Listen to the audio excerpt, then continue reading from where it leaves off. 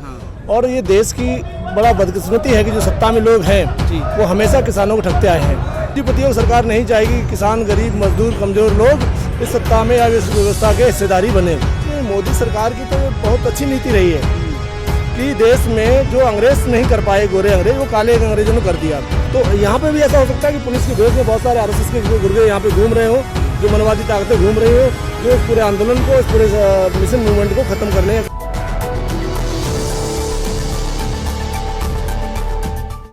नमस्कार, the national news India आप देख रहे हैं और इस वक्त हम लोग बुरारी दिल्ली में मौजूद है, जहां पर कि किसानों ने तय किया है कि यहां पर सरकार ने उनको जगह दी है रहने के लिए, जहां पे 3 तारीख को आगे अमित शाह ने बोला है कि वो आकर मिलेंगे, बात करेंगे।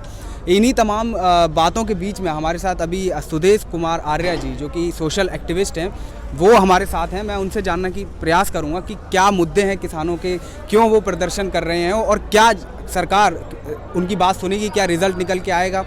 तो सुदेश जी, क्या लगता है आपको कि ये जो प्रदर्शन है, ये देश में इतना बड़ा प्रदर्शन हो रहा है किसानों का, जो जय जवान जय किसान के नारे लगते हैं, बहुजन समाज कह सकते हैं एक तरीके से कि इसी किसान की कैटेगरी में आता है, तो क्या इनकी मांगों को सरकार सुनेगी सर? देखिए, सरकार ने तो जो करना था कर दिया। मांग सुनने वाली बात होती तो काला कानून लेके नहीं आते किसान विरोधी। और ये देश की बड़ा बदकिस्मती है कि जो सत्ता में लोग हैं वो हमेशा किसानों को ठगते आए हैं। इन लोगों, जब देश 69% जो देश की आबादी है वो कृषि क्षेत्रों से जुड़ी हुई है और कृषि उत्पादों से जुड़ी हुई है, उसके बाद सरकार फिर भी काले कानून लेके आ रही किसानों के विरुद्ध ही। सरकार तमाम वादे कर रही है। आपको देखो, कॉन्स्टिट्यूशन में बहुत सारे ऐसे नियम, कायदे, कानून बनाए जा रहे हैं, बिल पास किए जा रहे हैं जो किसान विरोधी हैं। और ऊपर से सरकार इस तरह से मीठी मीठी बातें कर रही है कि हम सरकार किसानों को जो समर्थन मूल्य है डबल देंगे, किसानों का जो अनाज है वो खेतों में खरीदा जाएगा। खरीदने वाला कौन है? व्यापारी। वो आपको वो मूल्य क्यों देगा जिस घाटे का सौदा होगा? तो ये किसान जो आज देश में, पूरे देश में आंदोलन कर रहे हैं, आज पंजाब के किसान लोग आए, उत्तर प्रदेश के किसान लोग खड़े हो रहे हैं और लगातार किसान आवाज़ उठा रहे हैं। सरकार इन लोगों की आवाज़ को दबा रही है। और दबा क्यों रही है? कहीं ये पूंजीपतियों के खिलाफ ना हो जाए, क्योंकि पूंजीपतियों की सरकार ही है और पूंजीपतियों की सरकार नहीं चाहेगी कि किसान, गरीब, मजदूर, कमजोर लोग इस सत्ता में या इस व्यवस्था के हिस्सेदारी बने। इसीलिए किसानों की आवाज़ को दबाया जा रहा है। और मोदी सरकार तो साफ साफ बोल चुकी है कि सबका साथ सबका विकास, मतलब उनका साफ साफ जिन्होंने उनका विश्वास भी, हाँ नहीं, तो उनका साफ साफ कहना है जिन्होंने उनका साथ दिया। साथ किसने दिया? अदानी अंबानी जी ने। उन्होंने पैसा दिया, उन्होंने रैलियां करवाई, बड़े बड़े होर्डिंग्स लगाए, डिजिटल मीडिया प्लेटफॉर्म को सबसे ज़्यादा उनको एडवर्टाइजमेंट किया उनका। तो तमाम ये सारे चीज़ें, सबका विकास किया उन्होंने पूंजीपतियों का, तो उनका विकास ही करेंगे। तो इन किसानों का, इन गरीब लोगों का सरकार ना सुनना चाहती है, ना समझना चाहती है। आपके चैनल के लोग, तमाम लोग जो इस मुद्दे को उठा रहे हैं, अच्छी बात है। लेकिन आप देखो, पिछले साल भी ऐसी 1.5 साल पहले भी किसान आए थे, उत्तर प्रदेश के गन्ना किसान लोग आए थे और इन गन्ना किसानों ने जब दिल्ली में प्रवेश करने के लिए अनुमति मांगी थी तो किस तरह बूढ़े जवानों पे लाठीचार्ज किया गया था। मतलब किसान का बेटा एक तो उधर फौज में जाके अपने पिता को ही मार रहा था, क्योंकि पिता किसान था, आगे दिल्ली में अपने हक की लड़ाई लड़ रहा था। तो जो केंद्र सरकार है, सरकार को ये देखा जाए कि वो आपस में ही लोगों को भिड़ा दे रही है, फूट डालो और राज करो। नहीं, मोदी सरकार की तो ये बहुत अच्छी नीति रही है कि देश में जो अंग्रेज नहीं कर पाए, गोरे अंग्रेज, वो काले अंग्रेजों ने कर दिया। RSS का जो एजेंडा है पूरा सीधा सीधा है कि इन जातियों को, इन लोगों को किसी भी तरह से जातियों में, लोगों में, धर्म में बांट के रखा जाए। और खासकर जो किसानों के मुद्दे हैं, जो गरीब, कमजोर और जो खेत और मजदूरों के मुद्दे हैं, उनको दूर रखा जाए। अभी एक बंधु कह रहे थे आपके सामने कि खाद का जो वेट था वो कम कर दिया, रेट ऊपर कर दिया, और ये भी कर दिया कि बहुत सारे डॉक्यूमेंट्स से किसानों को जोड़ दिया। जबकि पहले किसान जब जमीन से जुड़ा हुआ है, जिसका पैदाइश यहाँ की है, जो अपना जमीन लेके बैठा हुआ है, तो उसका डॉक्यूमेंट मांगने की जरूरत क्या है आपको? बिल्कुल। तो डेफिनेटली सरकार क्या कर रही है कि सरकारी रिपोर्ट कार्ड दिखाकर वर्ल्ड वाइड को ये दिखाना चाहती है हम बहुत ज़्यादा एलिट हो गए, बहुत ज़्यादा डिजिटलाइज हो गए, हम बहुत ज़्यादा इलेक्ट्रॉनिक साउंड हो गए, लेकिन सुपर पावर बनने के दिखाने के तौर पर इस देश को गुमराह किया जा रहा है। बिल्कुल। तो आपको क्या लगता है कि ये जो कानून है, ये किसानों के एक तो खिलाफ में है, तभी प्रदर्शन हो रहा है? पहली बात तो ये, तो क्या ये जो सरकार लेके आई है कि उसने सोचा है कि प्राइवेटाइजेशन होगा तो इकोनॉमी जो है हमारी मजबूत बनेगी और सरकार को भी फायदा होगा, और लोगों को भी फ़ायदा होगा। तो क्या आपको ये लगता है कि इससे जो है किसान भड़के हुए हैं और ये चीज़ एक खराब हो जाएगी सिस्टम? मैं आपको एक बड़ी बात बता रहा हूँ। परम पूज्य बाबा साहब अम्बेडकर ने जी जब ये संविधान बनाया था तो उसमें सबसे बड़ा क्लोज डाला था कि राष्ट्रीयकरण की नीति अपनानी चाहिए कृषि में।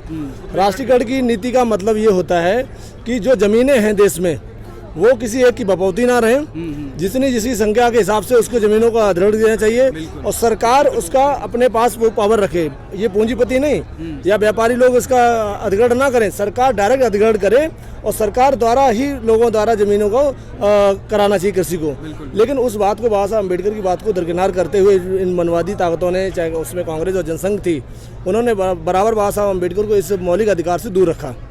अगर वो अधिकार मिला जाता तो आज किसान इस तरह परेशान नहीं होते और किसान भी इस देश की बड़ी रासूखदार जाति में समार होता, जो आज अलग अलग जातियों में बांट रखा है जातिगत हिसाब से। तो ये आरएसएस का एजेंडा है कि पूंजीपतियों को मजबूत किया जाए, ब्राह्मणवाद मनवाद को मजबूत किया जाए, बाजार जो है पूंजी तंत्रों के पास ही रखा जाए। 1% जो आबाद देश की संपत्ति है वो जो 78% जो संपत्ति है देश की वो 1% लोगों के पास रहे।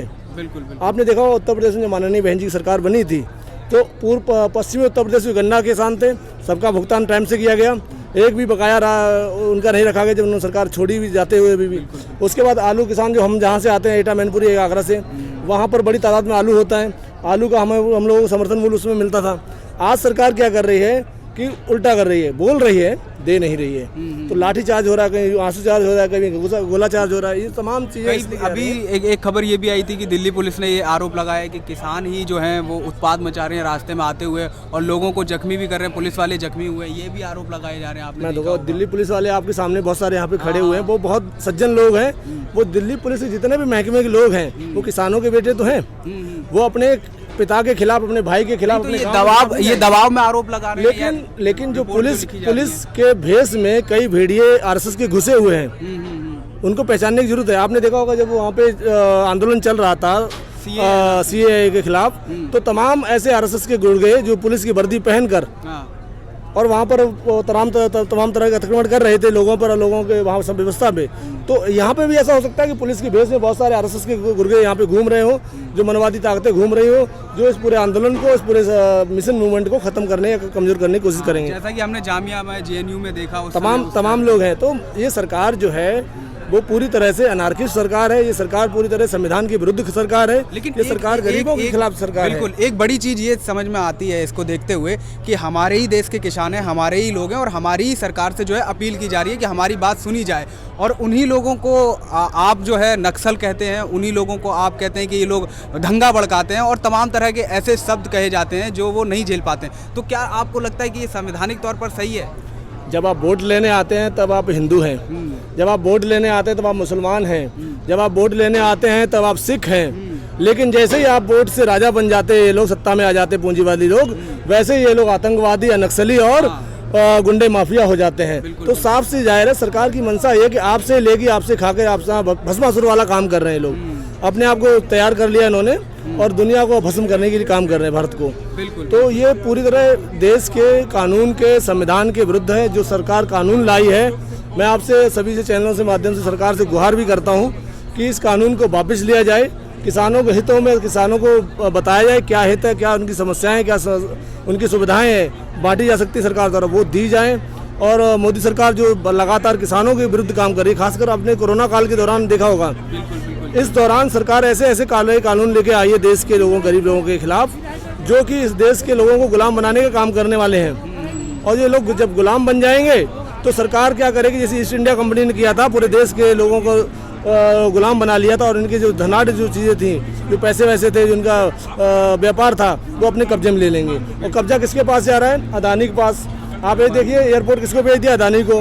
ये देश की पूरी इंफ्रास्ट्रक्चर किसको बेच रहे हैं? अंबानी को, बिरला को। तमाम ये पूंजीपति, जो चंद पूंजीपति उंगलियों पर आप गिन सकते हो, इनके आसपास ये लोग पूरी सत्ता को स्थापित कर रहे हैं। और अब देखा जाए लोकतंत्र नहीं देश में, ये जोगतंत्र है, ये मोदी शाही तंत्र चल रहा है जिस देश में मोदी शाही तंत्र से इस देश के लोगों को गुमराह किया जा रहा है। तो मुझे लगता है इस पूरे तंत्र को बचाने के लिए, लोकतंत्र की व्यवस्था को बचाने के लिए जो संविधान को मानने वाले लोग हैं ना, वो लोग आगे आएँ और संवैधानिक तौर पर सरकार का विरोध करें, कानून का विरोध करें और इन किसानों की हिम्मत बने।